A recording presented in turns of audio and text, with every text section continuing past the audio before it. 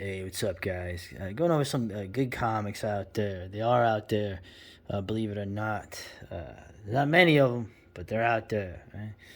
Uh, what is this? Motofumi Kobayashi. Who is that?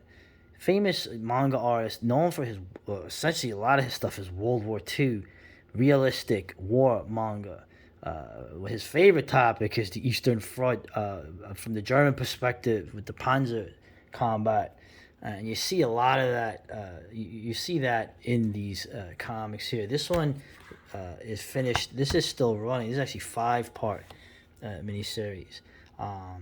This is essentially like Team Yankee, if you remember that. This is what would have happened if there had been a actual conventional war between the Soviet Union and NATO, okay, which was going to be fought in Europe, once again over Germany, over using Germany, my mother's people's country, as a battleground yet again. Now, when this is supposed to take place in the 90s, now I'm assuming this was probably done before that. So it would be speculative. Of course, we all know how everything turned out. The Soviet Union was gone pretty much by the early 90s. Real quick, I just want to say also, Antarctic Press, man, they're still going.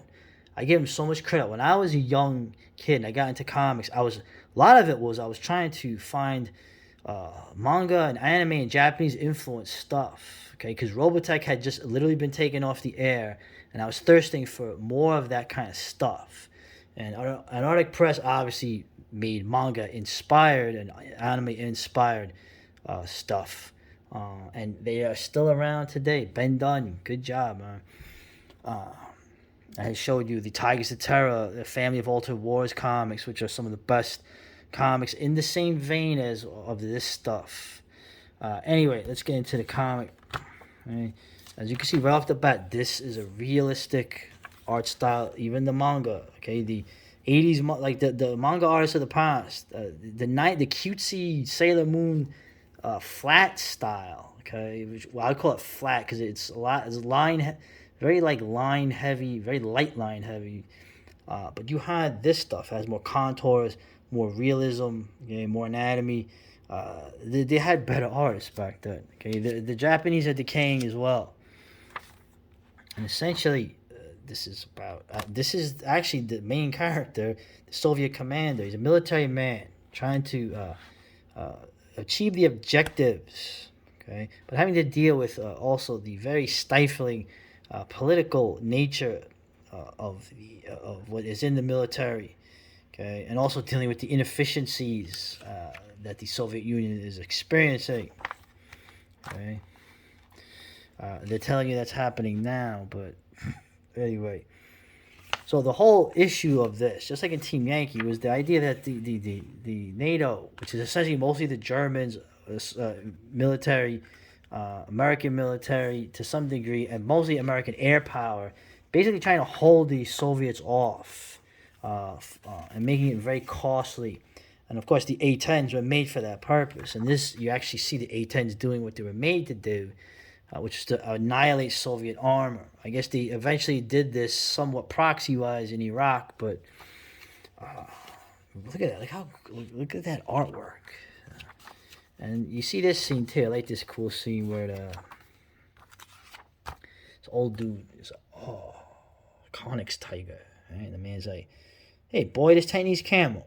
Oh, excuse me, sir. This tank is operational. It's purely commemorative, honoring the memory of our fatherland. You know this was the last tank I rode in World War II.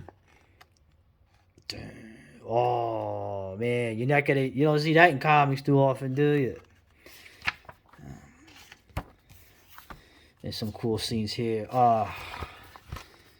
As it grinds down, the Soviets are having a lot of problems with the air power, for real this time, right? Because you're dealing with the American Air Force essentially, and you call it NATO. You got cool scenes here, like obviously once again you got tons of German refugees everywhere. Fucking Bolsheviks. Oh. And obviously things are getting bogged down, and this scene I like here with they're getting the I forget. These are what, T-62s, T-55s. I'm pretty bad with the post. Listen, the World War II Soviet tanks look so much cooler than these. These the T-55 and the designs, these ugly kind of designs. I know aesthetics. What are you talking about? We want what works. So T-34 will always look cooler, or Joseph Stalin will always look cooler than these tanks. Anyway, enough of that. And this dude is now having real. He's like, he was a cynic. He was executed because the Chekists are all in there. And this dude, this is what he thinks of the Chekists. Okay? The Cheka, right? The KGB, the NKVD. Right? The ending of this is awesome. The ending of this, okay? Because Motofumi Kobayashi, as you can see, is not a fan of the Soviet Union. But he's also not a fan of another country. Okay? Can you guess which country? The one that is merely the mirror image of the Soviet Union. Essentially, I don't want to say how it ends, but it ends very realistically. The combat. The Soviets are starting to, I guess you say, reach their objectives at a horrible cost. But they are technically winning the ground battle. Right? And they got a cool scene here. A little Schadenfreude scene for me. Okay. Oh, just keep it in your pants, Ivan. Yeah. Are you okay, Frau? Those fucking pigs. Yeah. One of the largest mass rapes in history. Nobody cares. Right? Anyway, but like I said, it ends in a realistic manner. Okay? But then on this note, you have this. Who's that? The caucus? So the president of the time, who is talking to Mikhail Gorbachev. The war was quite expensive this time. It will take at least 10 years to recover. At the very least, it will cancel out your debt and strengthen the unity and control in Eastern Europe. You're joking, General Secretary. It was quite profitable, wasn't it? Now you're in control of the general industries in Japan. I have no doubt you will win your next election. Aren't we in the same boat, Mr. President? You also froze Japan's investment in the States. But who do you think got the most out of this war? So Kobayashi doesn't think much of the Americans either. Okay? And this continues. In the same, right after this is done, the Soviets invade Japan by way of Hokkaido. And what's interesting about this one is you have a different paradigm. The Japanese, the JSDF, right? The Japanese Ground Self-Defense Force, has literally no combat experience. The Americans have a combat experience from all the wars they started since World War II, but the Japanese have to deal with their relative lack of experience. They also have to deal with the fact that they're an occupied country whose constitution was written for them by another country. Right. So the people are like, the leftists prevent this war, rejected JSDF, no war, no war. And you have those the cool Japanese leftist rioters, the helmets and the things. And so it's interesting the political thing you see here. Obviously, Kobayashi is one of those Japanese that is against the Constitution. Okay, now of Japan that was put in to be a pacifist nation. Now listen, let me just finish with this. So far this is still going on, and you got this. Oh boy, this looks like what's gonna happen in a thing nearby. Okay, which I don't want to see. Okay, it's very weird, right? I'll just say real quick. I'm pretty anti-war. Okay, I'm not a pacifist. Okay, I'm one of those guys like I'm pretty anti-authoritarian. Okay, I'm anti-war.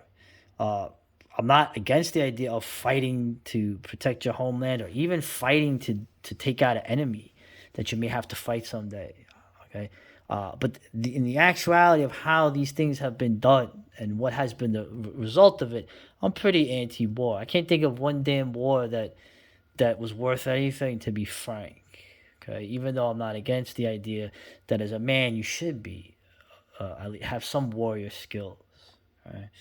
Essentially, to be a man was to be a hunter and a warrior. But regardless, I'm not trying to get all heavy. Same thing with authority. I don't have a problem with authority, the concept of an authority. I've yet to see any authority worth following at all in this world that I live in as it is. Okay? Maybe I wanted to. Maybe I needed to serve an emperor. I don't know, but. So this is still coming out. This is interesting because you see also that Kobayashi's a little down on some of the modern Japanese. The one guy, he wants to, he's like, my hand hurts from playing video games, and they're talking about pornos and all kinds of stuff. Mishima tried to tell you guys. Anyway, so very interesting, great stuff. And this one here, what is this? Vietnam. Okay. He did something where the Americans, it's a Vietnam story, but the Americans are rabbits, and the Vietnamese and the VC are cats. From what I see, it's very funny, very much a parody of America, and the CIA and all that. Much better of animals representing ethnic groups. Graphic novel, I'm sure. Anyway, so that's Motofumi Kobayashi's work. Pretty good, man. Pretty from another time. This is quality stuff.